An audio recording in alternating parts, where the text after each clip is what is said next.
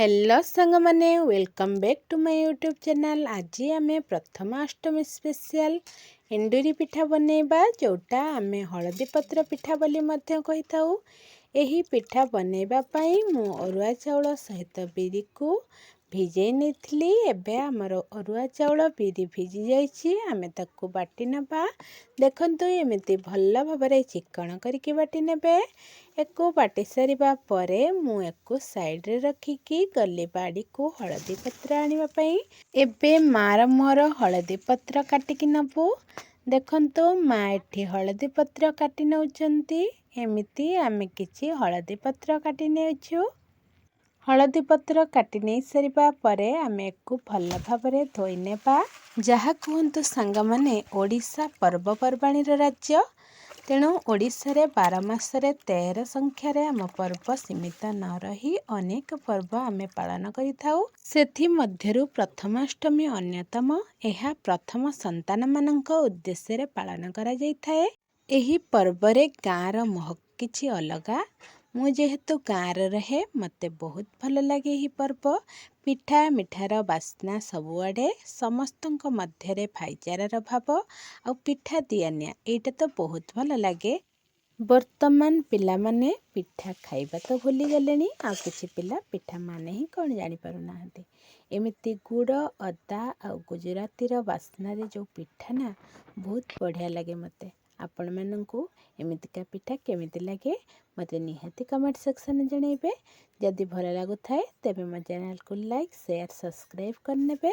ठाकुमा कहूतिला कि आगरु जतबेले एमिति प्रथमाष्टमी हुए पूरा बड़ हांडी रे ही पिठा करा जाए, आ सेथिरे अथार कना बंधा होइकी ए पिठाटा होई थाए, आ ताकू सबु गाँर पड़ोशी मानकु बंटा हुए।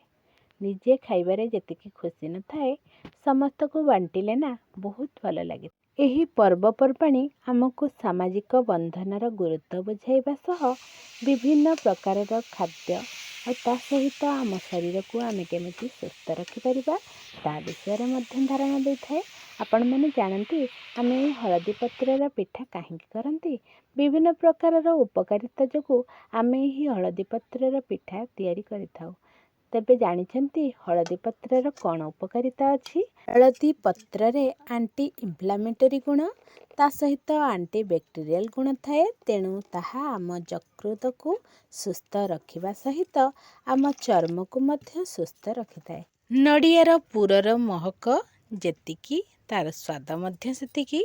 ता सहित बिरी अरुआ चाउलर पिठौ केते सुंदर लगे से पिठा। एमिति बिरी अरुआ चाउल को लुण देकी गुड़े सारिबा परे आमे कड़ाई को बसैकी सेथिरे जंती नबा। एबे मा अरुआ चाउल सह बिरी को एमिति भल भाबरे जंती नउचंती। पिठौ आमर भल भाबरे जंती ही जाइछि। आमे को गोटे थाली को बाहर करिकी किछि समय पई ठंडा हबा पई छाडी नेबा। एपटे आमे हलदी पत्र को भल भाबरे साइज करिकी काटिकी रखि नेछु। जंतिकी रखिथिबा पिठौ को टिके हातरे एमिति चकटी नेबे। तापरे हलदी पत्र रे देकी ताकू एमिति स्प्रेड कर नेबे, जहा फलरे ताकू आमे मझिरे एमिति पोर दबा पई सुविधा हबो। एमिति हातरे टिके टिके पानी लगेकी ताको स्प्रेड कर सारिबा परे ता मझिरे एमिति पोर देई नेबे। एबे तार गोटे साइड को आ गोटे साइड को एमिति फोल्ड कर नेबे। एमिति भाबरे सबुतक पिठा को बनै नेबे। एही पिठा को आमको बांफरे सिझेबार अछि, तेणु आमे कौन करिबा ना इडली छंचरे पानी नेकी ताको किछि समय पई गरम करनबा। गोटे तळ थाक देकी सेथिरे आमे बनैकी रखिथिबा सबुतक पिठा को देई नबा। बे आमे को ढांकुणी लगेकी किछि समय पई सिझिबा पई छाडी नेबा। जेते पर्यंत बांफ न आसिथिबो सेई पर्यंत आपण माने एको सिझे नेबे। आपण माने देखंतु हमर एठी बांफ आसी गलानी, तो पाखापाखी हमर पिठाटा हेई गलानी। आमे टिके चेक करनबा। देखंतु हमर आउ टिके टिके पिठाटा हेबो, तेणु आमे आ किछि समय को बॉयल करनबा। एठी आमर पिठा पूरा संपूर्ण सिझिकी रेडी हो जाइछि। बहुत सुंदर बास्ना मध्य आसुछि। ଆପଣମାନଙ୍କୁ ଆମ ଭିଡ଼ିଓଟି କେମିତି ଲାଗିଲା କମେଣ୍ଟ ସେକ୍ସନରେ ନିହାତି ଜଣାଇବେ। ରହିଲି, ପୁଣି ଦେଖା ହେବ ଏକ ନୂଆ ଭିଡ଼ିଓରେ।